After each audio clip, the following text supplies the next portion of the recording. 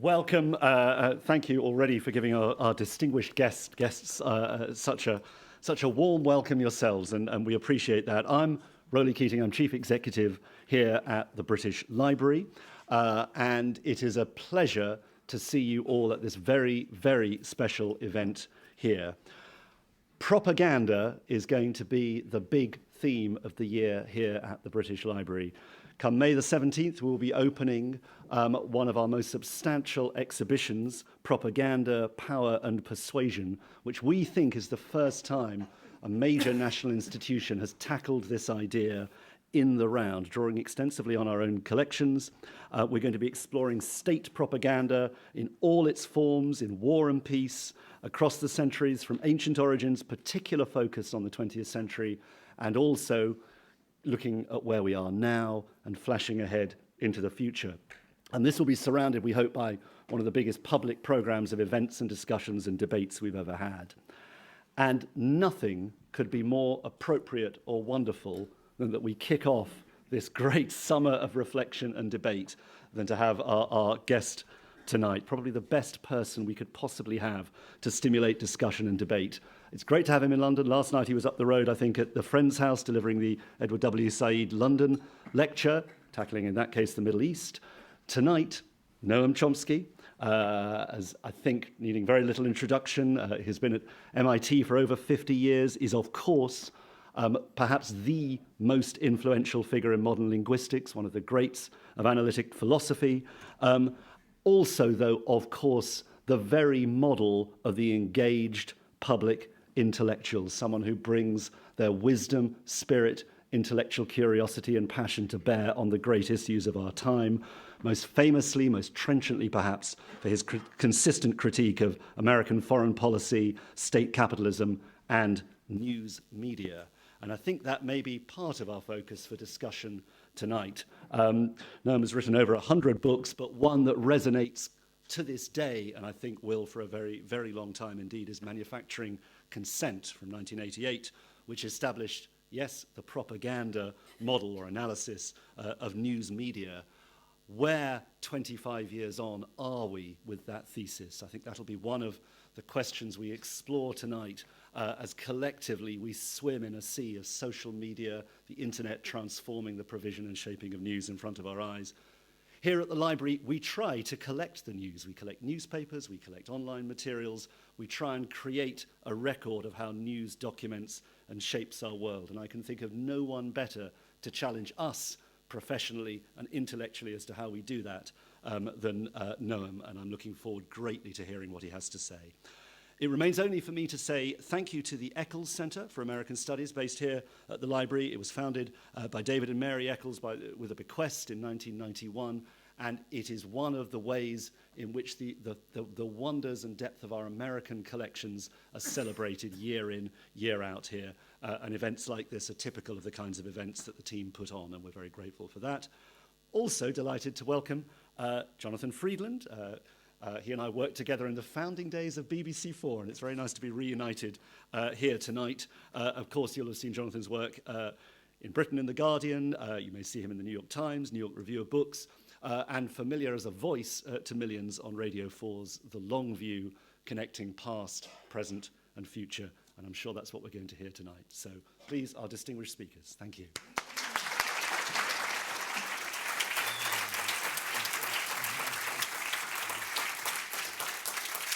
Thank you. Thank you very much, Rowley, for that warm introduction. And Rowley really covering the ground of and setting up what the conversation we have tonight. And as he said so aptly, our speaker, our guest of honor, couldn't be better placed to discuss this subject. What we thought we would do is plunge right in with a flavour of the exhibition that's coming, Propaganda, Power and Persuasion. And Noam Chomsky has given me permission to do two things. Firstly, to do what doesn't often happen in intellectually hallowed environments like this, which is to do a quick fire round, which we will do on the screen in a moment. But also, he tells me very graciously that his own children, and I'm guessing perhaps grandchildren as well, sometimes say, when they've asked a question, please give me the 5-minute lecture version. So I pass that on because it means that if you see me appearing to be rudely winding up or moving on honoured guest. That is, I have the blessing and permission to do it, just as we move on, because we've got a lot of ground to cover. So on with the quick fire round. I thought it would be useful, before we ask you to give us a very distilled version of what Rowley referred to, the propaganda model, that is the core thesis of manufacturing consent. If we just had a look at some examples of propaganda from the exhibition, and in a way just to do, have a quick look at what is and what isn't. And I'm going to have a go with this. There we are. I hope everyone can see that. Ein Volk, ein Reich, ein Führer, one people, one state, I suppose, one Führer, from, we guess, I think the 1930s. This a Soviet-era depiction of a weeping Statue of Liberty. I'm not sure how clear it is to all of you, but we have sort of secret police in the eyes of Lady Liberty, a truncheon serving as a tear. And then this from the wartime period in the United States, the artist Norman Rockwell, a very different meaning, George Rockwell. Norman Rockwell, Save Freedom of Speech by War Bonds. Now, Noam Chomsky, just start with these three. To the lay eye, these all look like examples of propaganda. What would you say? Well, the first one evokes childhood memories, which aren't pleasant. It was a very scary period, the 1930s, especially if you're Jewish. And for me, it was, I remember my parents would sometimes play Hitler's speeches on the radio. I couldn't understand the words, but you could get the tone, and it was very frightening, especially the reaction. And it had a lot of personal meaning for me because we were the only Jewish family in a mostly Irish and German Catholic neighborhood. And boys on the street sensed that it was very anti-Semitic. The kids were all going to a Jesuit school, and when they came out, they were raving anti-Semites. So this was, then they'd calm down later in the afternoon. You could play ball and that sort of thing. But I grew up with a visceral fear of Catholics. And the Irish were pro-Nazi because they were Irish. They hated the British, and the Germans because they were German. This is off our topic, but now that we have a Jesuit Pope, does that little... Well, did you give it a little tremble when you heard about that? Well, it changed enough so that when liberation theology came along, I got very close to the Jesuits. When I would visit, say, Nicaragua, I often lived in the Jesuit house, but it took a while to get over it because these childhood fears can be pretty deep. When I got older, I realized that this is ridiculous, but it's deep. And the Hitler imagery was very striking. I remember beer parties when Paris fell. That was the environment. Interestingly, I never told my parents. In those days, children, at least boys, didn't talk to their parents about personal things. So they never knew. I don't even think they knew what kind of neighborhood we lived in. You mean they didn't know your fear of some of the people in the neighborhood? They didn't have any sense of what the neighborhood was like. They lived in well, you know what it was like. They were Hebrew teachers. They lived in a kind of Hebrew ghetto, not physically, but the only people they knew were similar people. I mean, I remember women, my mother's friends, who would, all bilingual, of course, but they would call if they had to order something from a downtown department store, they'd insist on speaking Hebrew, so they'd get a Hebrew translator. It was and there was a big Kulturkampf going on at the time between the Hebrew and the Yiddish diaspora, and they were on the Hebrew side, so their language was Yiddish, but I never heard a word of Yiddish when I was growing up. So very potent memories for you personally that these stir. It's rather difficult to hear. I wonder if you could both speak up a bit. Or maybe our colleagues there can turn up the volume on the microphone so you'll hear us amplified. So we'll take note of that. To move to this painting, this poster from the wartime period, does this count as propaganda as much as that first picture of Hitler? It's our version of socialist realism. It's basically the same. And if this was the Second World War, of course. It's trying to stir up patriotism for the Second World War. Actually, it's kind of striking to think about what went on in the First World War. The Second World War, the United States didn't get into it until it was attacked. Some wanted to get in, but they didn't. First World War was quite different. The British had the first state propaganda system that I know of. It was called the Ministry of Information, the natural name for a propaganda system. And the main purpose of the Ministry of Information was to convince Americans, American intellectuals in particular, and this is relevant to the propaganda model, convince American intellectuals that it was a noble war. During the First World War, intellectuals in every participant country were lauding the magnificence of their own state. The few people who disagreed mostly ended up in jail, like Bertrand Russell. But they had to convince, they were trying desperately, of course, to get the Americans into the war. And Woodrow Wilson had been elected in 1916 on a peace platform. The slogan was, peace, not victory. And they had to somehow turn the population around very quickly so they'd begin to hate everything German, and it was very successful. And it particularly, the progressive American intellectuals, the John Dewey Circle, New Republic intellectuals, they turned completely, and they convinced themselves that, as they put it, this is the first time in history that a country has gone into war not because of military leaders and chauvinistic leaders, but because of the intelligent members of the community reflected and decided that this is what had to be done, and then we turned the population around so that they joined us. Of course, the intellectuals they were being fed ludicrous British propaganda, the kind that was later exposed in the Bryce Report, and the Belgian children with their arms torn off and all that stuff. And it worked very well. And that's kind of set off the modern system of propaganda. Well, I want to get on to particularly your point about the propaganda model, but just before we leave our quick fire round, I want you to have a look at two newer examples. Now, Occupied. That's from the Occupy movement, as you said. The 99% have no borders. That's the clue.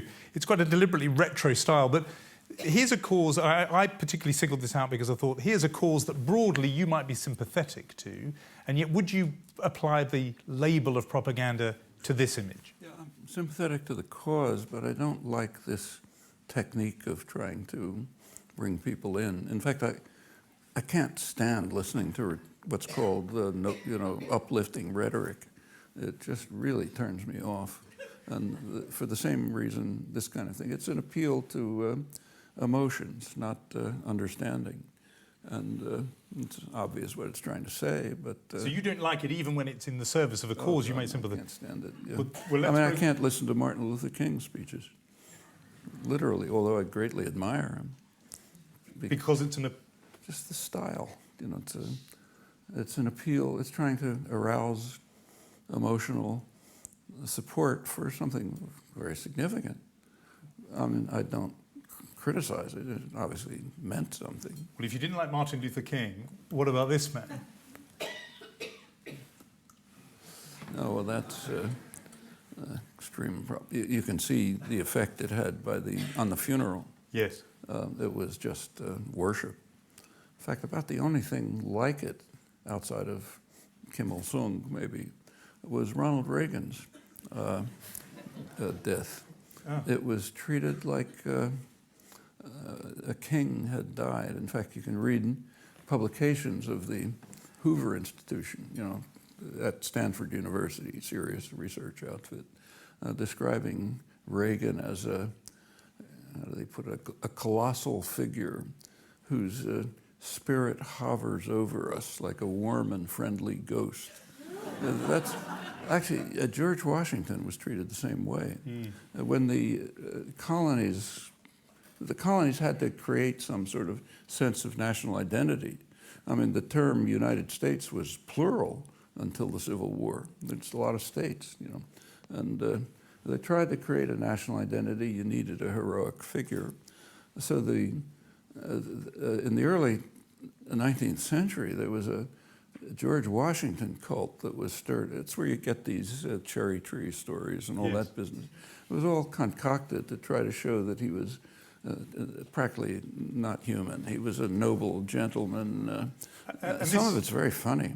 For example, if you go to the Capitol building today, there's a statue of George around 1830, I think, of Washington in the style of a Greek god. You know, he's Zeus. And there was criticism of it. But the criticism was because he was wearing a toga and his shoulder was showing. But other than that, that's fine. He was God, you know, perfect Roman, perfect. And this would fit that category of myth making. It's the same kind of thing, and it leaves you cold, regardless of the cause. That was by way of preamble, really, and it's been very instructive already, this notion of myth making. But a lot of people in this room will have read Manufacturing Consent. I'm guessing quite a few will have read it several times and committed it to memory. But for those who haven't, and I'm quoting now your children, if you can give us the distilled version, the 5-minute lecture on what the propaganda model is, and you wrote the book originally in 1988, and then I want to sort of push you on how that stands now.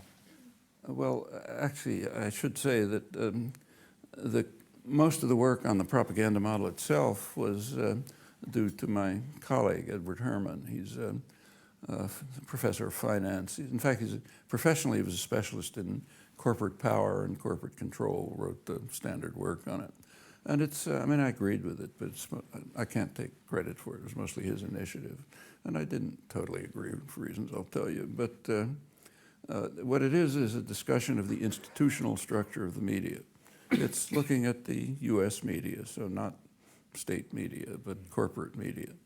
And asks an obvious question. If you look at the institutional structure and you ask what content you would expect to flow from it, what would you predict? And briefly, without going into the details, the media are huge corporations, parts of larger conglomerates. They sell, like other businesses, they sell a product to a market. The market is other businesses, advertisers. The product is people. So they sell people to advertisers. So television, for example, makes no profit if you turn on the tube, but they get it from the advertisers. And the newspapers mostly lose money when you subscribe. They do better from the advertising. So the first part of it is it's major corporations selling people to other corporations. And then there are other factors, like it's very easy to show that the corporate system is very tightly linked to government. People flow in and out. And then the government itself produces just plain state propaganda, and that enters. And other factors like that. Now we ask, well, what would you expect to happen? What you'd expect to see overwhelmingly is a choice of issues and framing of issues which reflects the interests and concerns of the state corporate nexus. That's what you'd predict. And then the rest of the book is running through examples. It's been a little misunderstood. It's a lot of journalists regard it as a criticism of journalists. It's exactly the opposite. In fact, about a third of the book, the latter third, I suspect nobody ever read it, is a defense of journalists against attacks from liberals, from Freedom House. You know, the Freedom House wrote a vicious attack, couple volumes of attacks on American journalists for stabbing the United States in the back in Vietnam and losing the Vietnam War and so on. And it's two volumes, one commentary and the other the documentary background for it. And I'm kind of a masochist, so I actually read the documents. I'm probably the only person who ever read them. When you read the documents, you find that the commentary is totally falsified. And in fact, what it shows is that the journalists did an honest, courageous job. What they saw, they described accurately, and the criticisms are mostly fabricated. But they did it within the framework of an interpretation which is super chauvinistic. So, for example, if the United States carried out some atrocity, it was a mistake, or the other side somehow caused it to do it, and then they leave things out. But the actual reporting was first rate, and I think you can trust it. It's typically the case. So it's a defense of journalism which the journalists didn't like. But how are the journalists able to do that kind of reporting that you do trust if they are simultaneously framing it in a way that you don't trust? I mean, journalism's, it's honest professionals. They have integrity. They, especially working in the field, takes a lot of courage, and they do an excellent job. But within a narrow structure, like there are certain topics that just won't report, not out of their, it might be editorial pressure. And when they do report it, the framework is essentially a patriotic framework. You can see it all the time. I mean, we give lots of examples. And in the book you distinguish, or you say that the media distinguishes between worthy victims and unworthy victims. Yeah. And worthy victims tend to be the victims of the United States enemies, and unworthy victims are those who are the victims of the United States are allies. its clients. Yeah. So when, say, the Russians invade Afghanistan, the Afghans are worthy victims because the enemy is attacking them. And in fact, reporting from Afghanistan during the Russian invasion was from the side of the Mujahideen. That's where reporters went to work with the guerrillas. And when the U.S. invaded Afghanistan, it's exactly the opposite. Reporters didn't go work with the Taliban, they reported from the point of view of the American army. So in which case, I'm interested in how sincere your expression of admiration for journalists is. Pardon? I want to push you on how sincere your admiration that you expressed before for journalists. How sincere can that be if you're saying that they locate themselves on this side or that side, depending on what's going on? They accept the frame and the narrative. Yeah. That sounds like a criticism to me. Well, actually, that's the one point in which Ed and I somewhat disagreed about the whole thing. I think to have the book refer to the media is too narrow, because I think that applies to the whole intellectual class. That's the way intellectuals are, overwhelmingly, all through history. Intellectuals overwhelmingly are servants of power. Now, intellectuals write history, so when you read what they write, they look very noble and adversarial and so on. But when you look at what actually happened, all the criticisms we make of the media apply to them, and that's significant because none of the institutional factors hold in that case. The institutional factors that we looked at have to do with the corporate structure, the advertisers who purchase it, but that's not true. And that doesn't apply to the academy? That doesn't apply to a college professor. There are other pressures, but not those. But the outcome is pretty much the same. This is, again, slightly off the topic, but if that is the case, what made you so different? In other words, if even intellectuals are subsumed into this. There's always a fringe of dissidents. Any society you look at, there's a fringe of dissidents. They're treated badly, usually. This goes back to the earliest recorded history. So classical Greece. Who drank the hemlock? It was the guy who was corrupting the youth by worshiping false gods, And it wasn't the guys who followed orders. Or take a look at the same time, the other ancient records we have are the biblical records. In the biblical records, there are people who we would call intellectuals. They weren't, in the English translations, it's called prophets. That's a bad translation of a very obscure Hebrew word, which nobody understands. And they weren't prophets. They didn't prophesy. They were dissident intellectuals. They condemned the evil king. They gave geopolitical analysis. Said, you're leading us into disaster. You should be merciful to widows and orphans. These are dissident intellectuals. How were they treated? They were imprisoned, thrown into the desert. One of them, Elijah, was called a hater of Israel, Ofer Yisrael, by the epitome of evil in the Bible, King Ahab. That's the first use that I know of this notion, self-hating Jew. It's King Ahab referring to the prophet Elijah. And And they were all treated badly. Now, there were people who were treated well, flatterers at the court. A couple of centuries later, they were condemned as false prophets. And that's very typical. In fact, I don't know of a society where that's not true. But I've heard it said, just on this point about you, that if the argument that you've just advanced in manufacturing consent was completely right, the book should have gone nowhere and you should have been an obscure figure who was shoved to the margins. But the fact that you are this giant figure and the book is still cited and quoted... Not because of me, it's because of the popular movement. When I started giving talks about the Vietnam War in early 1960s, I was giving talks in somebody's living room or a church with 4 people, the minister, the organizer, a guy who wanted to kill me, and a drunk who walked off the streets. And that went on for quite a while. Finally, a popular movement developed, and when popular movements develop, people who have some degree of privilege can float above them. Actually, the same was true of Martin Luther King. I'm sure he would have been the first to say, if it hadn't been for young students sitting in lunch counters and riding freedom buses and getting beaten to a pulp by state troopers and everything that grew from that, nobody would have heard him either. Let's just, I said to you that we were going to just challenge a few things about it.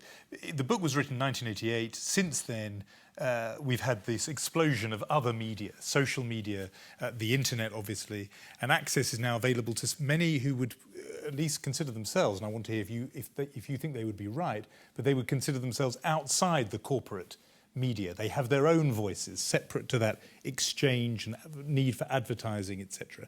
And in fact, just to illustrate the point, I tweeted earlier today that I was going to have this conversation with you and elicited this question from a Chris Wood here in Britain who said, can we still talk about dominance or hegemony in a world where there are so many competing sources of information and propaganda, the internet and blogs and Twitter, etc.? Does this change in the last 25 years render any part of your thesis out of date? It's not a great change. Like when I was growing up in the 1930s, there were all sorts of radical newspapers, I mean, every imaginable kind. In fact, as a kid, I'd go down to the Philadelphia Public Library, or analog to this, not the same, obviously, and spend Saturday afternoon reading radical periodicals. Every imaginable kind. And I got, you know what they were like. But they were other interpretations. Now, sources of information is not exactly correct because the internet access makes that easier. Like I don't have to go downtown to the library. I can punch something on my computer. But it's not that different. And they are not really sources of information. The information is still coming from journalists in the field. But is that right? Because I'm thinking of some of in the Arab awakenings, in Egypt and other places, people were reporting as eyewitnesses immediately in real time. It wasn't going through the filter of any journalist. Well, that's how we found out about it. But if you take a look, the internet was used and social media were used for organizing in Tahrir Square. But take a look at what happened when Mubarak tried to stop it by closing down the internet. It turned out it accelerated it because people just contact one another in other ways. But that's face to face. That is a profound change, isn't it? Because there you're saying that the authoritarian who in the past could have shut down the 6 state newspapers, he couldn't shut down that. If they had, then people would have reacted the same way, by face-to-face communication. You've got lots of ways of communicating. And that's just what they did in Tahrir Square. In fact, it didn't even hinder the demonstrations. So you don't feel that it's in any way made a change in sort of a change, but not in kind. I mean, in degree. It's much less of a change than, say, from the creation of libraries. I mean, that was a much bigger change. That gave people access to huge amounts of material that before that they couldn't have. In comparison, the internet is a small change, and which is fine. I use it all the time. I'm not criticizing it. But it's a little different from libraries, crucially different. In the case of libraries, you could be pretty confident that what you would read in the library is more or less serious. It had some value, otherwise it wouldn't have been preserved and stayed there. When you look at the internet, an awful lot of it is just total garbage. And if you approach it without any framework of understanding, which is what happens quite often, it can just be a source of deception. That's how a lot of contemporary cults develop. And you don't, I know you told me before that you consider yourself a technophobe. You don't use social media yourself. I don't use social media at all. I don't like them for other reasons. It seems to me they create, I can see with my grandchildren, they create very superficial appearances of relationships.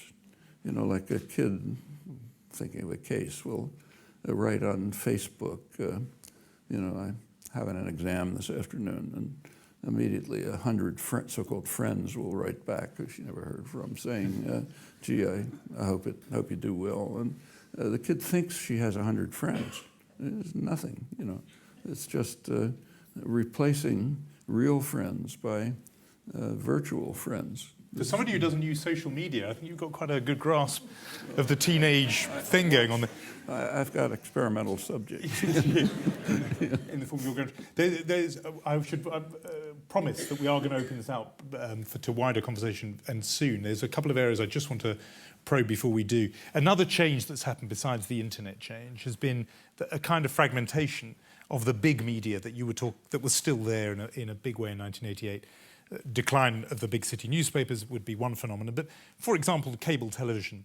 So there is now Fox News on the right and an MSNBC News on the left.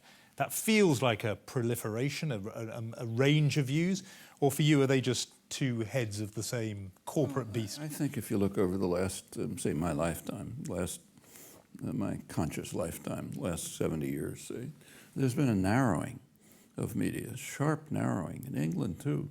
Remember that as late as the 1960s, the British tabloids, which are beyond junk, were serious newspapers, mainly labor newspapers, and pretty serious ones. The New York Post, which is a tabloid, that was the left-wing newspaper. Now it's beyond idiocy. The Daily Herald, I think it was the best-selling newspaper in England until the early 60s. It was a social democratic labor newspaper. It also had a lot of loyalty, reader loyalty. People read it. It was serious. It couldn't survive capital concentration in advertising. And in fact, if you look back from the 19th century till today, there's been a sharp narrowing of media. In the 19th century, there was a huge proliferation of media. Labor press, ethnic press, all kinds of things. But all these things are now there, aren't they, on the internet? But all these things are there now, aren't they, on the internet as blogs for every possible political strand? Then they were serious newspapers that people participated in. And it wasn't just anything that comes to mind, I'll write it down. They were committed, and they're very interesting. In fact, there's a very good book, which maybe some of you have read, on the reading habits of the British working class. Jonathan Rose, big 800-page book, and it's fascinating. He points out, he concludes that working people in England had a richer cultural life than the aristocrats because they were really reading serious work. The same in the United States. You take a look at the labor press in the late 19th century. The press was written by Irish artisans from going to the mills, what they called factory girls, young women from the farms who were essentially being driven into the mills as the early Industrial Revolution. And it's very interesting, very insightful, very for them, there was no Marx, no European socialism, never heard about that. They were just writing from their own experience of the degrading character of the industrial system, which was destroying their culture, their independence, their freedom. In fact, one of the interesting things which is relevant, one of the things they denounced was what they called, this is 1850, the new spirit of the age. Gain wealth, forgetting all but self. Did you ever hear that? That was the new spirit of the age in 1850, and they were bitterly condemning it. And there's been 150 years of intense propaganda to get this sociopathic concept into people's heads. They were resisting it, much less now. And even in my childhood, there was still a wide proliferation of newspapers. I mean, in Philadelphia, where I lived, in those days, there was a morning paper and an evening paper, and then you got the New York papers, and it was quite a range. Well, that's certainly countercultural, that view that the media have narrowed rather than widened. Let me just get your quick responses on three things, and then we're going to open it up. The first one is something going on in Britain at the moment. Part of the thesis of manufacturing consent is that there is this convergence between the politics and the corporate interest. Right now, more or less as you landed here, there is this proposal from the government, in fact from all the political parties, to have a form of regulation that will be underpinned or backed by law, so the state. And on the other hand, the people opposing it are the big corporate newspaper groups. And there's this divergence of interest. And each one says they're doing the right thing. And the corporate business voice says, we're speaking for freedom of expression. Given that you lump the two together, you fuse them together in the argument, where do you stand with this argument? Who's right in this argument? Well, I haven't read the report yet, so I really can't comment. In fact, I don't wouldn't think let it's that published. hold you back in this environment. Yeah. But so I can't comment on it if it's even published. But divergences between the corporate sector and the state are extremely interesting, and they do happen on major issues. And they're very revealing, and the way intellectuals and the media deal with them is revealing. So take, for example, the U.S. crusade against Cuba. It's been going on for 50 years in virtually total isolation. The United States has practically been kicked out of the Western Hemisphere because of it, because there's so much opposition. When it comes up in the United Nations, the votes are, 180 to 2, United States and Israel. If you take a look at, it's very vicious. It includes a lot of terrorism, serious terrorism, strangulation of the economy, and it goes back to Kennedy, who was kind of insane about it. And it's persisted. And there's two interesting things about this. Public opinion on this has been studied for about 40 years. The public is overwhelmingly in favor of normalization. Okay, it's normal for public opinion to be disregarded. That's what we call democracy. But what's interesting in this case is that the corporate sector is opposed. Big sectors of it, agribusiness, energy, pharmaceuticals. I mean, these are the guys who usually set policy, and they're opposed to it. But the state interest in punishing disobedience overwhelms the pressure from the corporate sector. I think that tells us something about international affairs. And it says something about because some people, if they crudely summarize your politics, would say you imagine the politicians are merely the tools of corporate interests. And here's an example where they are sovereign. They're making a decision against corporate interests. Sometimes transcendent state interests. It's not so much Congress, it's the executive. And they see themselves mostly as responsible for the overall health of the corporate system, not the parochial interests of particular corporations. And for them, it's a crucial necessity, and this runs right through the Cold War and much earlier, to treat the world kind of like the mafia. In fact, I think that's the major principle of international affairs. You don't read it in journals, but I think international affairs can very well be, a lot of it can be understood on the mafia model. The Godfather does not brook disobedience. If some small grocer doesn't pay protection money, which the Godfather wouldn't even notice, they don't accept that. And they don't send the goons in to get the money. They get the goons in to beat them to a pulp. So others will understand that disobedience is not tolerated. And what would be an example of that in international affairs? Cuba. If you take a look at the actual, it's a very free country, the United States. We have rich documentary record. Nobody looks at it, so it doesn't matter much. But if you look at it, it's very revealing. So the primary concern about Cuba under Kennedy was what they called successful defiance of U.S. policy going back to the Monroe Doctrine in 1823. No Russians, just the principle that the hemisphere has to be obedient to us. And these guys are not only defying it, but they're getting away with it. You've just mentioned there that you said you've conceded, if you like, the United States, very free country. You've talked before elsewhere about the so-called freedom of expression in the United States. There's a lot of debate going on about the United States being in decline and its place, losing its place, perhaps to China. Well, I mean, how do you, maybe don't get into the question of whether the US is going to be overtaken, but more narrowly, how the United States' freedom of expression and propaganda compares to other countries? Is the propaganda less coercive in the United States than it is, say, in China? Is there freer expression? Much more sophisticated. Go on. In fact, some of these images illustrate it. U.S. commercial propaganda, which grew out of the wartime experience of this great success and what they called manufacturing consent. That's not our term. We took it from an intellectual, Walter Lippmann, leading public intellectual. It was very successful. Out of that grew the public relations industry. Its guru came out of the Propaganda Commission in the First World War.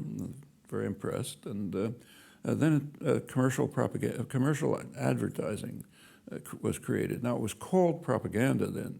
So the founding document of the public relations industry, written in the late 20s by Edward Bernays, was he was someone who had been in Wilson's Propaganda Commission. He called his book Propaganda. And it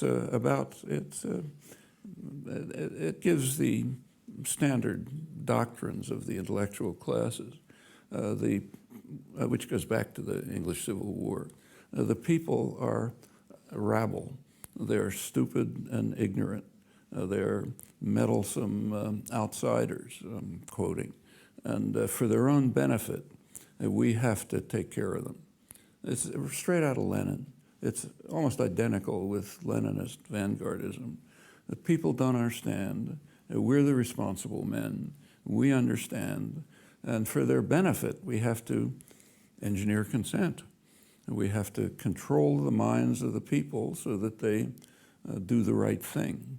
And that's our task. That's what propaganda is for, whether it's state or commercial. And the commercial cases were kind of interesting. Bernays himself made his reputation and became a great figure because of the first major advertising campaign that he ran. In those days, this is 1920s, women didn't smoke. And the manufacturers realized there's a big market out there they're losing. So he was hired to convince women to smoke. And he ran campaigns in which models would walk down Fifth Avenue holding cigarettes and presenting the image. You want to be cool and modern, you should, like the models, you should smoke. I don't know how many tens of millions of corpses he created, but he became a liberal hero for this. That's what commercial advertising was then until today, and it was very much admired. Goebbels picked up, he was very impressed by American commercial propaganda. It was called propaganda, advertising, we call it now. And in fact, the Nazi propaganda was modeled on it. And he describes in detail how Goebbels, how, simple images, appeal to the emotions, all that. And the Nazis picked it up and ran with it. Now, the Bolsheviks tried, and that Bolshevik picture is an example, but they were too crude to get away with it. So the Bolshevik propaganda you can barely believe. But given the sophistication of it, and you use the word sophistication, does that mean... What? You said how sophisticated it operates in the United States, but does it mean that you would trust information that you got in the American media less than information you would read in the Chinese media, for example? Chinese media is a joke. I mean, I was in China a couple of years ago, and I can't read Chinese, but they have an English newspaper, and you can kind of watch television and figure out what they're talking about. Anything written was so comical, you couldn't believe it. But what was interesting was what they didn't report. When I got back to the United States after a week in China, I discovered that there had been a massive traffic jam from Mongolia to Beijing with trucks sitting there for days because they couldn't get through. Nobody knew about it. There wasn't a word about it there. I found out when I came back. So for all your criticisms of the American media, there's still value in it. You still regard it as free relatively. You would It's say free because the United States has very little government coercion, but it has enormous obedience, which is kind of striking. And I think that relates to what I said about the intellectual classes. There's no coercion at all. The only coercion is, maybe you won't get a good review or something, but it's not like being sent to a torture chamber. Okay, well, I'm glad you made the distinction. Before we open it up, I wanted to cite another response that came in when I offered people on Twitter to suggest questions to you. And one of them was this, about Serb propaganda, in the Serb propaganda. Serb as in Serbian, yeah. And the question was, the suggestion was that I should ask you, why did he endorse Serb propaganda and imply the Omarska and Trnopolje camps were invented? Shameful, said this person on Twitter. And it was actually the person sending it was somebody who had themselves lived in Sarajevo during the siege of Sarajevo, who said, I was in Sarajevo at the time, I could see very well from where mortars and bullets were coming, etc. Now, you've had this battle with a few people publicly. Well, actually not. I never said anything about the Balkans. But I wrote about Kosovo, but said practically nothing about the Balkans. But I don't understand exactly what was said. He says we accepted Serb propaganda? No, the criticism was that you had. Oh, I never said anything. And the particular claim, as you know, centres on Srebrenica. And the idea that you have cast doubt on Srebrenica, No, I didn't. What I said say your piece on it. What I said is you should tell the truth about it instead of lying. And I do believe that. I think it's useful to tell the truth. What happened in England, particularly in the early 90s, was quite dramatic. I mean, British journalists and intellectuals seized on the Serb atrocities, which were real, with just love. I mean, finally they had a chance to condemn somebody else and seem very noble by agreeing with 100% of opinion. And that's irresistible. And you start getting a ludicrous propaganda coming out, including the left press. And it just became a passion. You couldn't tell the truth about it. So when Srebrenica, you said it's important to tell the truth. I mean, tell the truth. Those journalists who were there, who reported on it, believed the truth was that this was a massacre. First of all, there really weren't journalists there. They reported afterwards. And but what do you say is the truth then of what happened? The truth is that the truth is, if you want to go back a few months, that the armies, the Bosnian armies, Srebrenica was a protected base, theoretically. So nobody could get in, presumably. And the Muslim armies were using it as a base to attack Serbian villages outside. And they were very frank and open about it. Nasser Oric, the head of the militias, bragged to the press, it was reported in the United States and the Washington Post and so on, that he was sending his troops out into the Serb villages and beheading people and torturing them, and then they'd go back into the safe zone. Well, it's pretty clear that sooner or later there's going to be a response to this. What he then did was pull out his militias. And when the Serbs came in, which they did in reaction, they were kind of surprised. There was no military defense. And then they carried out a lot of atrocities. The Serb forces did? The Serb, we don't. It's called genocide. And I don't use the word genocide much. I think the way it's used strikes me as a kind of Holocaust denial. To use genocide when you kill a bunch of people you don't like, that demeans the victims of the Holocaust, I think. So I rarely use the word. I don't think it's used properly. But to kill, say, a couple of thousand men in a village, and after you've allowed the women and children to escape, in fact, truck them out, that doesn't count as genocide. It's a horror story, but it's not genocide. And you say a couple of thousand. I mean, people claim and would argue that the figure is much higher than that. Well, the figures are 8,000. debated, but then you don't really know. I mean, the highest figures that are given are around 8,000. But it's not from, there's been an intensive effort to, when enemies carry out an atrocity, there's huge effort that goes into finding every piece of a bone and the DNA analysis and try to get the biggest number you can. When we carry out a comparable atrocity, nobody even investigates. And the Bosnian woman who wrote to me on Twitter said that you were often cited, she said, by Serb propaganda. That Professor Chomsky agrees with us. No, I never cite. Does that trouble you if you were being held up, prayed in aid by the Serbs? No, you can't.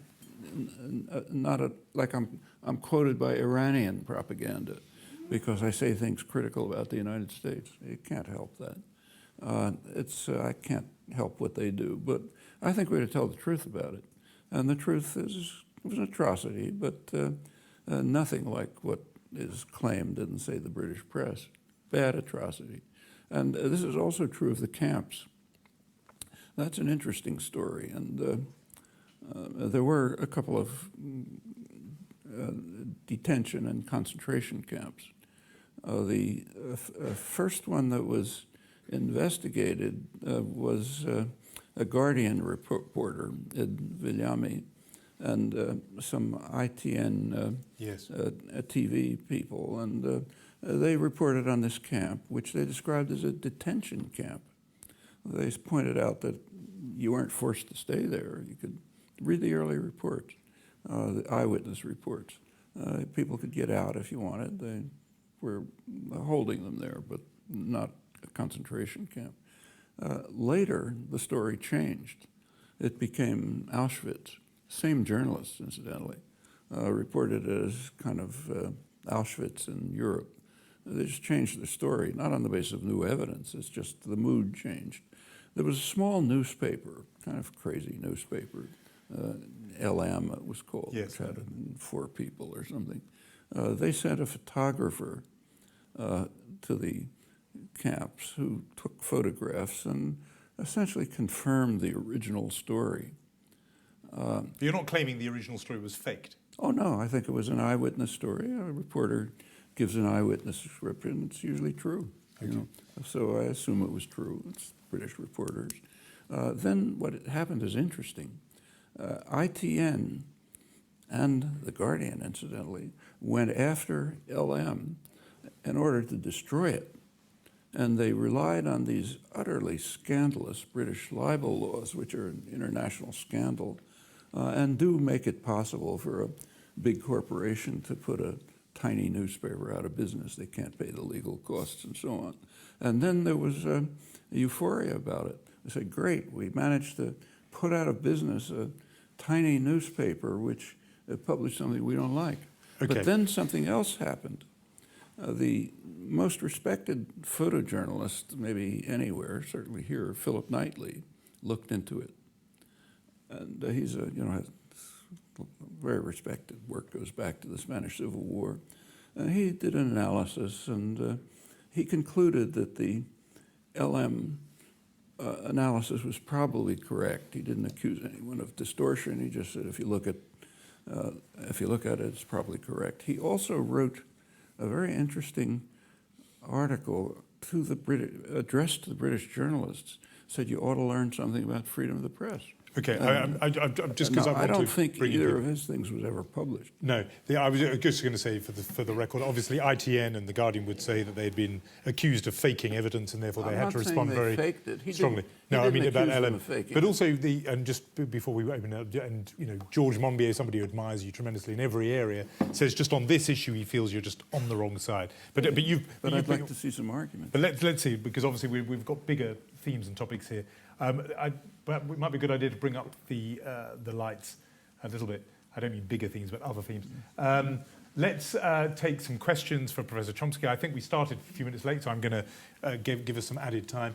Gentleman here had his hand up early. If there's a microphone that can go there in this front row. And are you somebody with a microphone, or you just want to say ask something?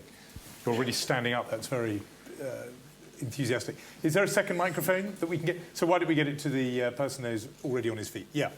We'll take 2 or 3 at a time. Professor Chomsky, thank you for your remarks. I report on the environment, and I'm interested in language about the environment. So we have a consistent narrative in this country about the notion of limitless growth. This is almost unchallenged, the thought that we can carry on growing forever. Recently, David Cameron talked about us being in a global race and we had to be among the winners, but nobody asked who the losers would be and when the race would ever end. I'm just wondering in this case whether it's a question of manufactured consent or just the lack of a good alternative. Well, I'm going to take 2 or 3 at a time. Yeah, so okay. I'll bring the question back. Exemplary question from our colleague from the BBC, but we need them to be shorter than that if we're going to get through lots. Brevity from you, if you can. Yeah. Hello, Professor Chomsky. Thank you very much for being here. Enjoy your work. Yeah, we're going to have to give respect Okay. to those sort of things. All right. Well, my question is a little bit more specific about exploitation of the third world. Like, say, I'm not too sure how many people in the room has an iPhone, or like, say, night trainers, which I'm wearing. So my question basically is, shall we just improve the working standard of, like, say, kids who are making our iPhones and shoes in China or in various other countries, for us to basically keep checking our Facebook, all right? Shall we just throw all our iPhones away and, Okay. And yeah. Good, thank you. I got that, and I'll repeat it back to the professor when we're here. Have we got the microphone for this questioner here? And maybe we'll get one more in, and we'll do lots of rounds, so don't worry. Yeah. Short question. What are your thoughts about the rise of Chinese power on the world stage, please? Thank you. Good. And you were about to begin on that, and I sort of prevented you. And why don't we just tack on one more, since the microphone's there? Yeah, we'll hear from you at the back. Yeah, hi. Noam, thank you very much for coming. I wanted to ask you a question. Earlier, I think you referred to comparison between the internet, between the internet and libraries. But I was just thinking to myself, as you were saying that, isn't the comparison a little bit closer? They are connected, but a little bit closer to the development of the printing press. And isn't the nature of improvement of things to become more valid information helped by that? Because people will then start speaking to each other, communicating scientific articles and stuff, which will drive up developments. You've written some really interesting stuff, but it's become more interesting over time because people have said it's rubbish or it's only partly right or whatever, and you've had to adapt to that and develop it. And then the libraries have become full of much more valid, truthful, Thank you. questions. Good. I'm going to... don't worry, we're going to have other rounds, and I will come back to you, so do that. Why don't we just go with that last question? The questioner said that you had in some ways said that the internet was not such a profound change, that the library was a much bigger change. And he was saying, actually, that maybe this is akin more to the printing press, the invention of the printing press, and that actually it would improve quality of ideas and debate because people will share and exchange ideas globally in a way they couldn't do before. Well, the printing press was a huge change. I mean, it dwarfs anything we're talking about. The libraries were a major change. The internet, from this point of view, is a small change and has mixed effects. As I mentioned, there's no quality control, peer review, which is okay. People should be able to say anything they want, but it makes it much less useful than, say, a library as a source of information. Now, the interchange of ideas is fine, but, we had, take, say, interchange of ideas between Britain and the United States, 2 countries that were pretty close. The biggest change in that kind of interchange came when sailing ships were replaced by steamboats or by the telegraph. It meant in the 19th century, instead of waiting several months to get an answer to a letter, on telegraph you get it instantly. Steamboats, pretty much. And now it's faster, but it's if you think about it in terms of increments, it's not huge. It's not as much as the others. Incidentally, that's true of many other things. So, say the invention of indoor plumbing had a much bigger effect on health standards than modern medicine. It's, all these things are fine, you know, but we shouldn't exaggerate. So Google, get to the back of the queue behind the toilet. Yeah. It's basically the argument. But I think that covers the ground that you'd also spoken about earlier. I wanted to push you on the next point, because I cut you off. You were about this China and US decline thesis. Yeah. The questioner asked about the rise of China and what you think about that, and particularly relevant to pop propaganda. It's very common to talk about US decline. In fact, you read the main foreign policy journals, it's one of the main topics. Is America over, America decline? Well, first of all, we should put that in perspective. The peak of American power was in 1945. At that point, the U.S. Totally dominated the world. It had half the world's wealth. It gained a lot during the Second World War. Industrial production quadrupled. Every possible competitor was devastated or destroyed. The security situation was incomparable. It was just enormous power. And American planners understood it, and they laid plans to how to run the world. Go through it. It's quite sophisticated and interesting. Well, that started to decline within 4 years. One of the plans was that the U.S. would control all of Asia. That's why other countries were not permitted to participate in the San Francisco Peace Treaty, the Japan Peace Treaty. And most of the Asian countries refused to participate, except Ceylon, I think, you know, Sri Lanka, British colony at the time, because the U.S. insisted that the only Japanese crimes should be from 1941 on. And they had already fought 10 years of war under Japanese imperialism. Those were the worst crimes. But the whole thing... Specifically on China. Okay, let's talk about China. That was 1949. That was 45. In 1949, a very significant event occurred. It's called the loss of China. China was supposed to be a part of the American empire. And this event, China moved to independence. Actually, the phrase is interesting. Like, I can't lose your computer, right? I can lose my computer.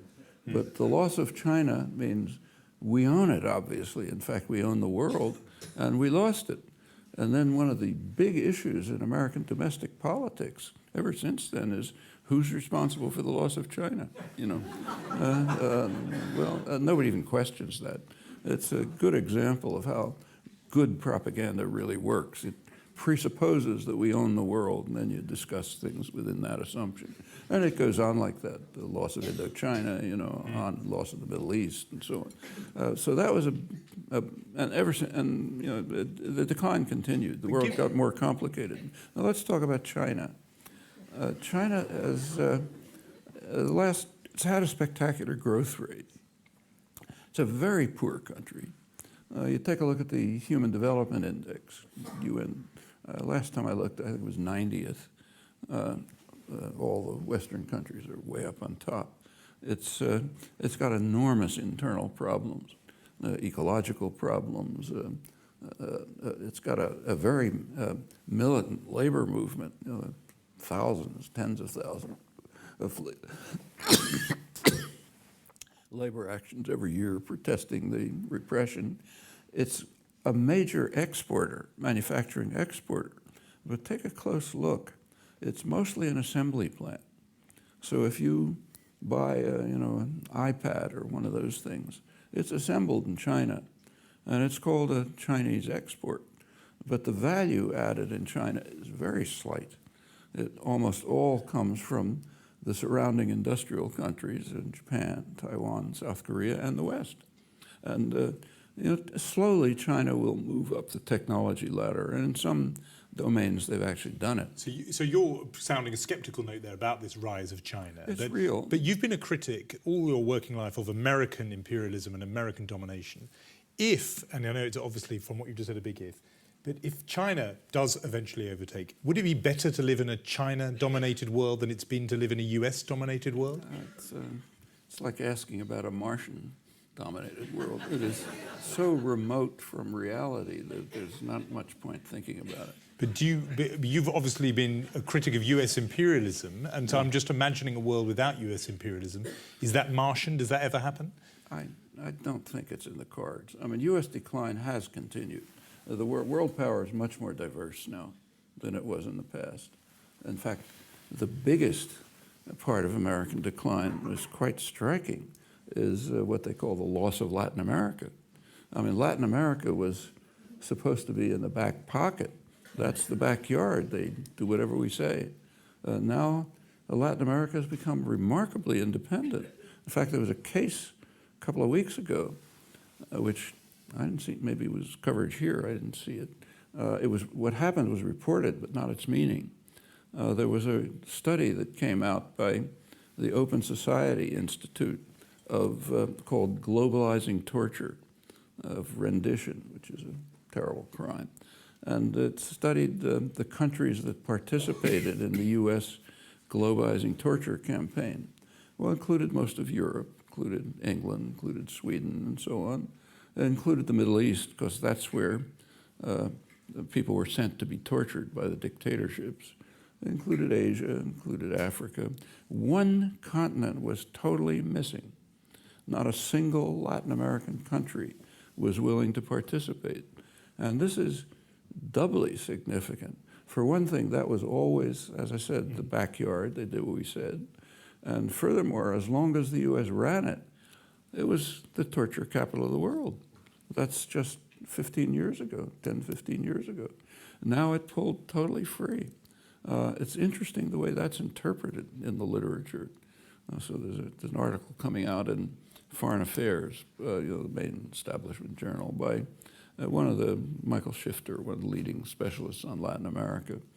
He describes how up till 20 years ago, everything was going wonderfully in Latin America. The countries were modernizing. They accepted the Washington Consensus. In fact, they were getting ruined, but forget about that. In fact, they were revolting against it. So everything was going great. They were moving towards democracy and markets and under the benign influence of the United States. And then something bad happened. An evil demon appeared, Hugo Chavez, and he destroyed everything. Because of him, Latin America is going off in this crazy direction. They don't even he didn't say this, but they don't participate in globalizing torture and so on. Now, Chavez is regarded as an evil demon in the Western press. In fact, the coverage of Chavez is astonishing. There's plenty to criticize. Not criticized it, but the treatment of his is like, I don't know what, Hitler or something like that. It's to the extent that the ceremony at the funeral, if you read the American press, it says what a terrible guy he is. The funeral, Ahmadinejad showed up and all these bad guys. You're the one who compared him to Reagan, which is, I don't know whether he's ever going to recover from that. But I want to get your question answered to that question. What actually happened is that every country in the Western Hemisphere, except the U.S. and Canada, sent the president. Most of them declared days of mourning. And Lula wrote a very supportive comment on him. This is all the right-wing presidents, Piñera, Santos, and others. The U.S. sent a delegation, which the leading member was a nice guy. He's a former congressman, House of Representatives, who was kind of involved in Latin America. That's the U.S. delegation.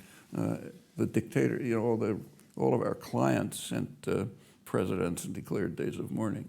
But try to find something about this. Let's just get you on these two questions, which I'm going to link. The first one was about limitless growth and the idea that, despite the impact that is going to have on the climate and on the environment, is that too an example of manufactured consent?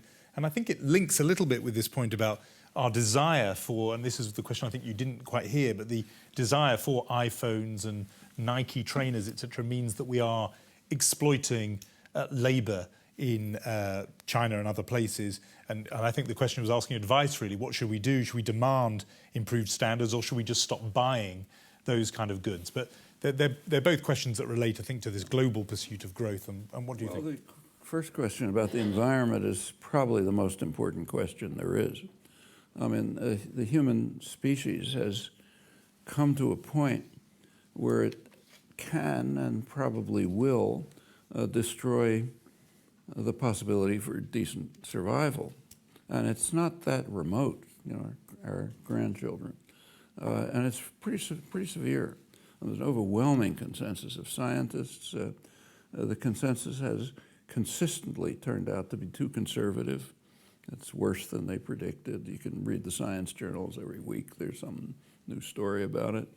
And the effects are quite interesting.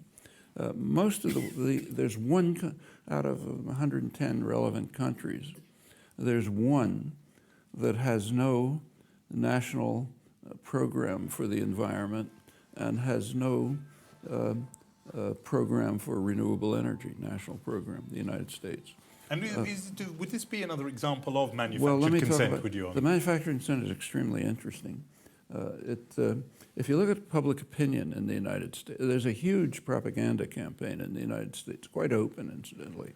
The Chamber of Commerce, business lobby, petroleum industry, and so on, have announced that they're running a campaign, huge campaign, to convince Americans that it's all nonsense, that humans don't have anything to do with it, it's not happening anyway, and so on. And it's had a slight effect. Americans tend to be somewhat more skeptical of global warming and its consequences than other countries, but not a huge effect. The American population is much closer to the scientific consensus than the media and policy. And that's quite interesting. And it's led to, there's a new campaign that's just underway by an organization called ALEC, the American Legislative Exchange Council. It's a corporate lobby, heavily funded by corporations and Koch brothers and all those nice guys. What they do is write legislation for state legislatures to try to get state legislatures to accept legislation. And they've got a lot of clout, so they get a lot of them in. You can imagine what they're about. They just started a new one, which is quite interesting from the point of view of propaganda. They're concerned about the fact that the American population is paying too much attention to the scientific consensus. So what the new program is designed to do in the states, and a couple of states have already adopted it, is to introduce what they call balanced teaching in the K-12, you know, kindergarten to 12th grade educational system. A balanced teaching means that along with teaching the overwhelming consensus of scientists, what every national academy says, what all the science journals says, with that, you teach climate change denial. And that's balanced teaching. And it's in the interests of critical education, you know, getting children to be critical and so on, you know. Well, it shows the desperation of the corporate propaganda system in its failure to drive the population totally off the international spectrum. I mean, the public opinion, as I mentioned, doesn't affect policy much, so the United States has no policies in this respect, but few. But I do want to get more people in. Do you have an answer to the man who was asking about iPhones and things that require exploited labour or underpaid labour, child labour even, in some everything places? else does too. So, I mean, if you eat your dinner, you know, a lot of it is coming from super exploited farm workers under horrible conditions. And you can't look at anything in a capitalist system which doesn't involve extensive exploitation. Whether we should have iPhones or not, I mean, I don't have one, but if people like them, okay, nothing wrong with it. Interesting. However, the endless growth is a problem. The endless growth. Because, and in fact, it's quite interesting. Here's another thing which is not being discussed and should be. If there's ever a historian a century from now, there may not be, but if if we don't succeed in destroying civilization, which we're trying hard to do, and there are historians around, and they look back at what's happening now, they'll be astonished. I mean, the evidence for the climate problem, serious problem, maybe catastrophe, is overwhelming. And there are various reactions to it.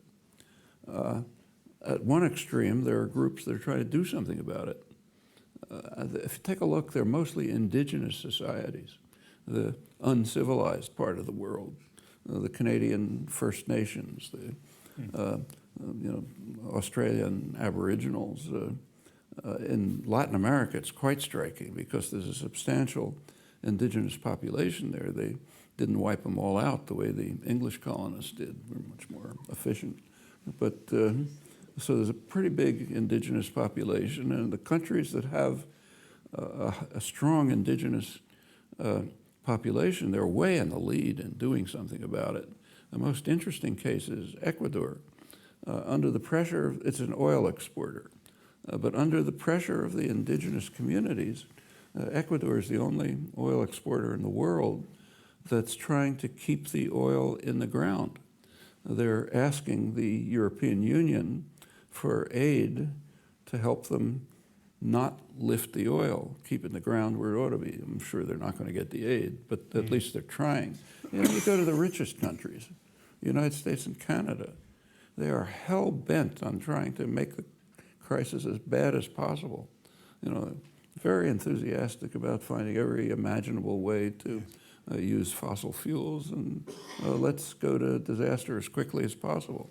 Well, that's what's happening in the world. There are things to say about this, but try to find them. Thank you. Let's just take a round here. We've got about 13 or 14 minutes left before we run out. So brief questions, and we'll try and get brief answers too. Who's got the microphone at the moment? OK, you go first, and we'll get the microphone down, and then we're going to go to you. Yeah.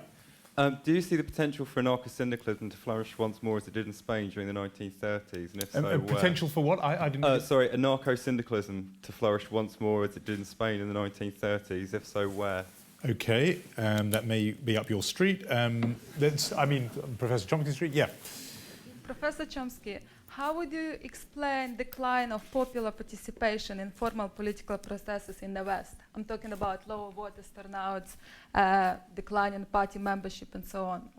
How would you explain that? Thank you. I've got this, yeah. And somebody should have the microphone there now. Yes, given today's theme and Professor Chomsky's association with MIT, I wonder if he has any thoughts about the suicide of Aaron Swartz. OK. Can you, for people who are here, just give us in a sentence what the Aaron Swartz story is? Because I'd rather you summarise it than I do. Access to information. And just say in a sense who he was and what happened to him. Aaron Swartz was an information activist in the United States who was targeted by the United States government for downloading excessively on MIT's campus journals from JSTOR. And what happened to him? He killed himself. Thank you. That's why I wanted you to tell the story. That's it, rather than me. OK, and... it's just a question of two parts. It was discussed how the media has massively narrowed in breadth between the 19th century and the present. Do you see this as part of a wider trend of reduced political innovation as a result of corporate propaganda? And then part two is, if so, how is it possible to subvert this trend? OK, good. And since this may well be our last little go-round, we'll squeeze in a couple more, and I'll try and sort of bunch them together. So the gentleman there has got his hand up. We've managed to get through the whole evening not talking about the Middle East. Could we have a quick précis? See? We were doing so well as well. Go on. There we are. If you dismiss the internet as a forum, how does a disempowered individual counterbalance the onslaught of mainstream propaganda? Thank you. And last one from here, yeah. Yes. Talking about nowadays, for example, we don't have the helmet to deal with dissidents. But I wonder if you could give us a contemporary example of how, for example, with the use of propaganda, dissidents get silenced. An example of how dissidents get silenced? Get silenced, yes, with the use of propaganda. Rather than of how they can fight back? Perhaps a personal example. Yeah. OK, well, let's see if we can... I can think there's a couple there that pull together well. The question that came in two parts was talking about the second part of it was how is it possible to get round this narrowing that happens with the corporate influence over the media, etc. And there was a similarly one saying if you are not that impressed by the internet, what then can an individual do to somehow circumvent, to get round this trend that you've been describing? So I'm putting those two questions together. Well, first of all, I am impressed by the internet. It was developed in the lab where I was working in the 1950s and 60s. I remember that most of the high-tech culture comes out of the state sector. We don't have a capitalist system. We have a state sector which is dynamic. That's where the creative, inventive work goes on. The whole IT revolution, including the internet and computers and the rest of it, most of it was developed in the state sector, places like MIT. In fact, the very building lab where I was working in the 50s and 60s. That's where the serious work was done. 30 years later, roughly, it was handed over to private enterprise so that Bill Gates and Steve Jobs could become rich, adapting the work that had been done to commercial uses. That's what we call capitalism, in one of the many respects. And I appreciate it. I think it's very good. In fact, I even had personal appreciation. I had a daughter who lived in Nicaragua during the Sandinista period, and the United States was basically at war with Nicaragua, and there was no way to communicate, no mail service, nothing. However, there was the predecessor of the internet, the ARPANET, which was a military system, and I'm on it because I'm at MIT, so I'm on it, and she managed to get on it. So thanks to the Pentagon, we were able to communicate during the U.S. war against Nicaragua. I like that. But I use it all the time. You know, I look things up, I find things. What can we do? It's better than libraries if you know what you're looking for. You know, worse if you don't know. And that's fine. We have, if we want to do the hard work, you can find access to all sorts of things. In the United States, substantially, in England to a lesser extent, the country is free enough so that you have access, very rich access to internal records. That's invaluable. I mean, a lot of what I've just been saying comes out of internal records. What about urging people to use non-corporate owned media? I mean, representative of the BBC over there, The Guardian has an unusual and not conventional corporate structure. I mean, would you say that some of those are ways to go? It's useful. I mean, like I read The Guardian, I read The Independent, but the fact of the matter is that if I had one newspaper, I was stuck with one newspaper, I'd read the New York Times.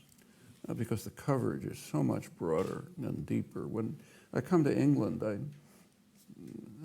have to buy 5 newspapers every morning.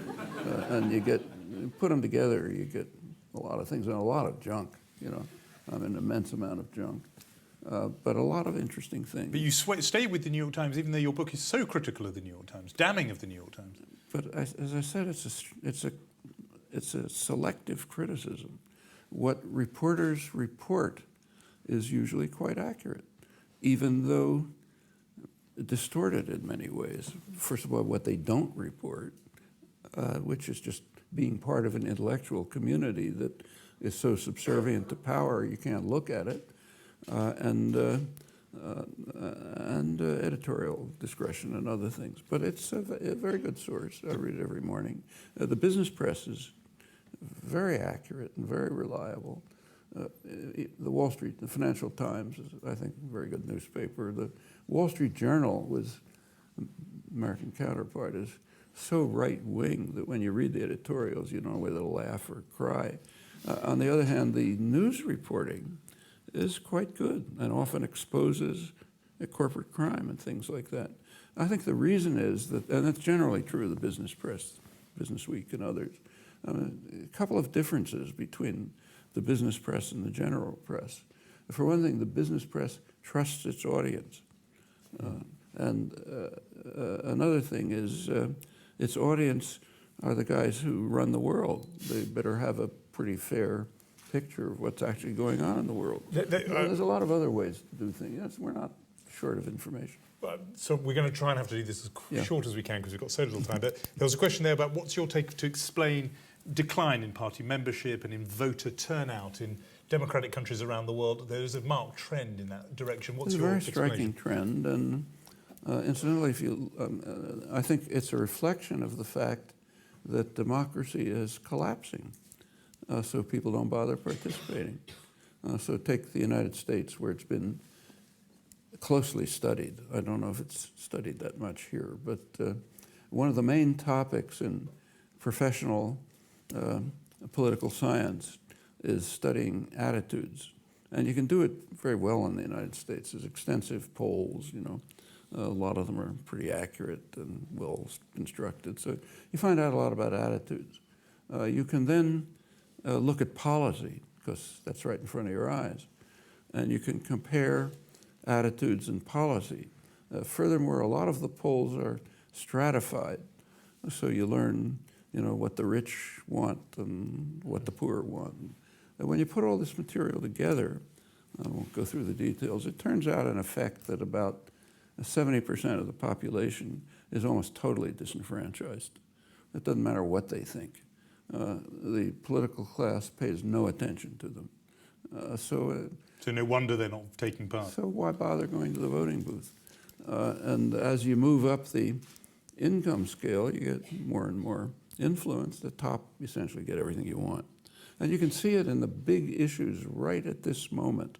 So if you take a look at American domestic politics, the big issue is the deficit.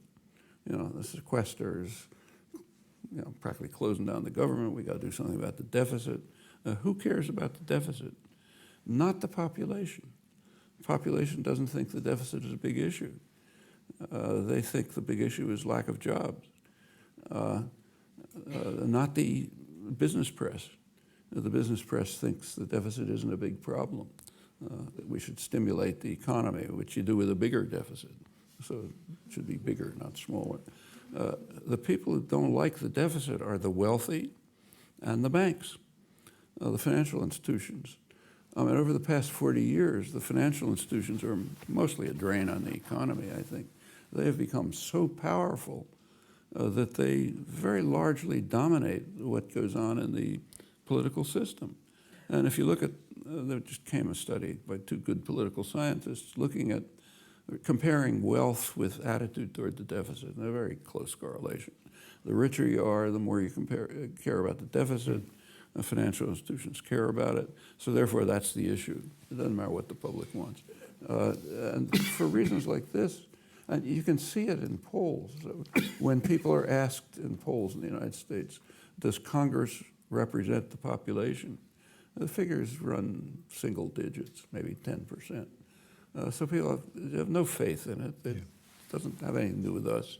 In fact, one very dramatic illustration, which nobody ever talks about, but you should think about, is attitude toward taxes.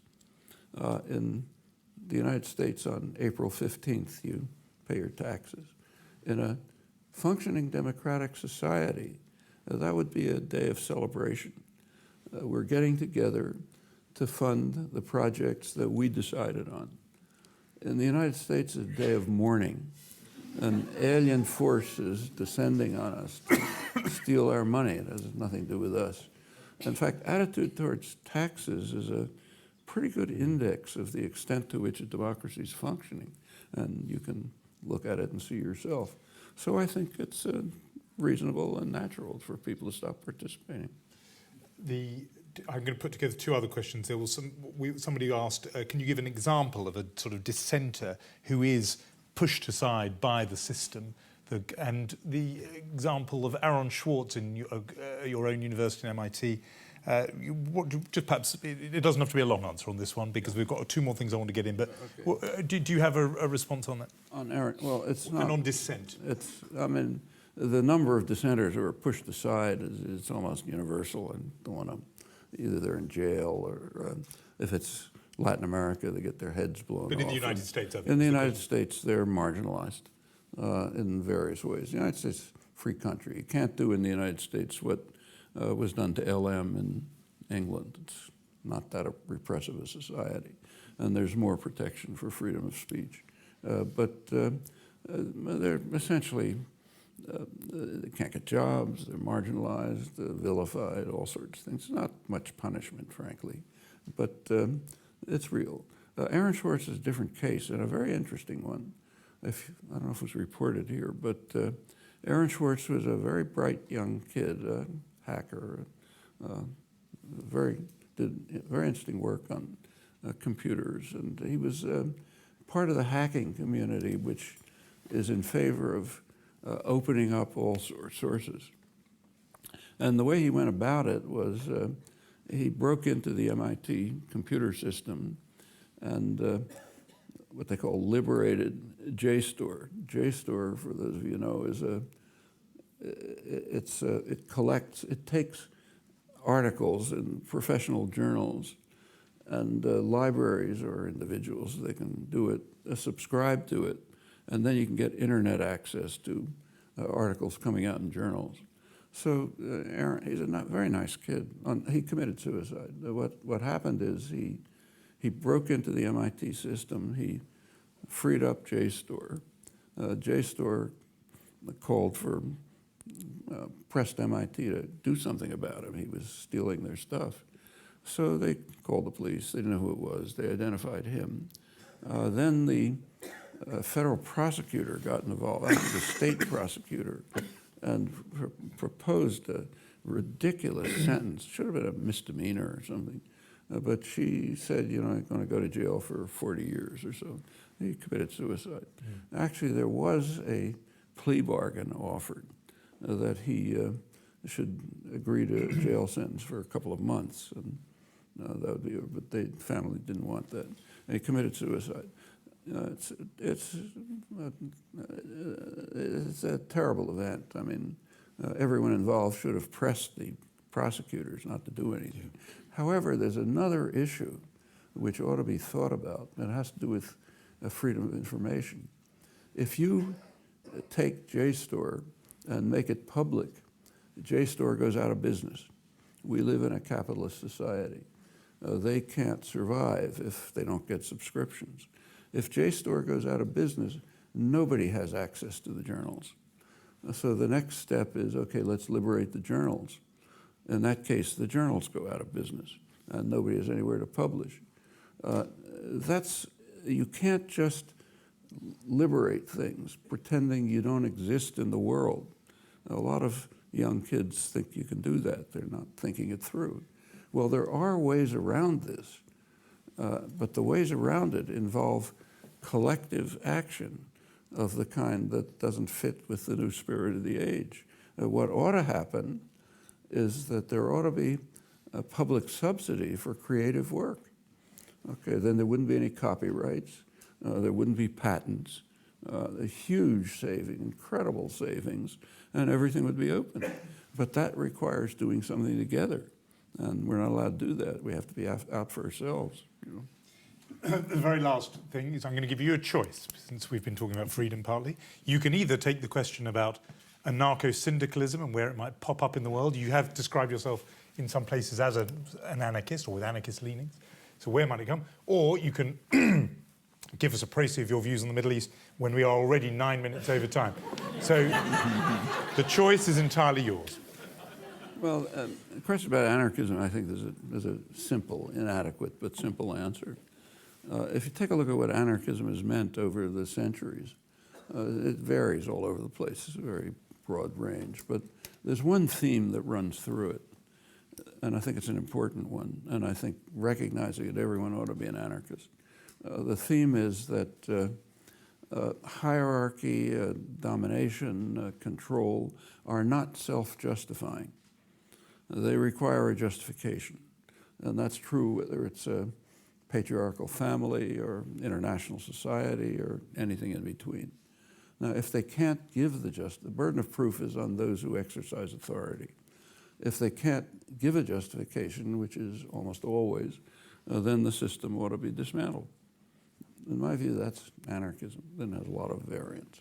And I think it's a very powerful notion. A lot more to say about it, of course. On the Middle East, it depends what you're talking about. I mean, if you take a look at it, well, it's just for simplicity, let's take U.S. politics, most important country in the world. If you look at the presidential debate on foreign policy, or you look at the Chuck Hagel hearing on defense, there were two names that came up far more than anything else in the world, Israel and Iran. Israel because other countries were kind of mentioned, but marginally. Israel because both candidates had to show that they sort of vied for who loved it and worshipped it more. Iran because it's the gravest threat to world peace. So those are the two that were discussed. And interesting question is there are a lot of questions about what the U.S.-Israel relationship is. That would be too long to discuss. But the Iran one is quite interesting, very interesting. And what's particularly interesting, it's not getting reported. And the United States, I've checked, not at all. You can tell me whether it's reported here. Let's say Iran's the greatest threat to world peace, okay? We could argue about it, but let's assume that it's true. What's the threat? The threat is that they might be developing a nuclear capability, which plenty of countries have. Okay, so let's say that's not weapons, but capability. So what do you do? Let's grant that it's a threat. I might mention, incidentally, that that's a Western obsession. Outside of the United States, England, and a couple of European countries, it's not regarded as much of a threat. Non-aligned countries don't think so. The Arab world doesn't think so. It's a Western obsession, but let's accept it since we're here. What do you do about the threat? Well, there's a number of possibilities. There's some technical proposals that could be pursued. One of them, in fact, was implemented until it was blocked by the West. In May 2010, Turkey and Brazil made a deal with Iran in which Iran would ship its low-enriched uranium for storage to Turkey, and in return the nuclear powers would provide Iran with the isotopes that it needs for its medical reactor. Okay, that would end the alleged threat. What happened when they reached the deal? As soon as they made the deal and ended the gravest threat to world peace, the Obama administration and the media, trailing behind as always, bitterly condemned Turkey and Brazil for breaking ranks. And Obama went off to the UN and tried to get harsher sanctions. Well, the Brazilian foreign minister was a bit annoyed with this, and he released a letter in which from Obama to President Lula, the president of Brazil, in which Obama had proposed this, probably assuming that Iran would reject it and win some propaganda points. Then Iran accepted it, so you kill it.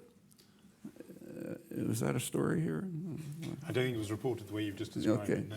Well, that's what happened. I mean, it's not in doubt. There's something much more interesting. There's a much broader approach to the question. Move to establish a nuclear weapons-free zone in the region. There's overwhelming international support for that.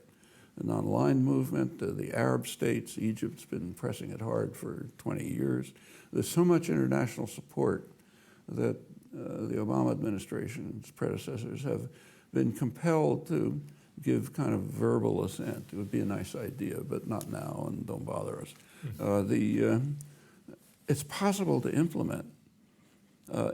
Last December, there was supposed to be an international conference in Finland under UN auspices to carry this idea forward. Iran agreed to attend in early November. Within days, Obama canceled the conference. Well, there's more, but I'll stop there. You know, this ought to be front-page headlines. In the United States, not a word. Here, probably the same. Well, this is not a case of reporters distorting the facts. It's reporters being so obedient as part of the intellectual culture, like other intellectuals don't report it either, so subservient to state corporate power that you just don't report things like that. You don't look even. And of course, we know the reason. The basic reason is the United States does not want to allow Israel's hundreds of nuclear weapons to be either inspected or even discussed. Well, okay, that's a serious question. I might say that the U.S. strategic analysts, many of them disagree. So the former head of the Strategic Command, which controls nuclear weapons policies, developed one of the founders of the whole deterrence theory and so on. He said it is dangerous in the extreme in the cauldron of animosities that we call the Middle East, for one country, meaning Israel, to have hundreds of nuclear weapons, which encourages others to develop them. Well, that's pretty important. Try to find that. I mean, I've quoted it, a couple other people, but and he's correct. It is dangerous in the extreme, but that doesn't fit the paradigm, so it's not discussed. And as I said before, I don't think that our institutional analysis really accounts for this, because it's over the whole intellectual community, and the institutional analysis doesn't apply there. I'm glad to hear it's not just journalists who are in your sites, but it's a larger and deeper problem. You've explored it and expounded it with such clarity. I know that the people here would probably have stayed for another hour and a half gladly to hear more of you. The exhibition, Propaganda, Power and Persuasion, opens here at the British Library 17th of May and runs till the 17th of September. It only remains for all of you to join me in thanking Professor Noam Chomsky. Thanks very much.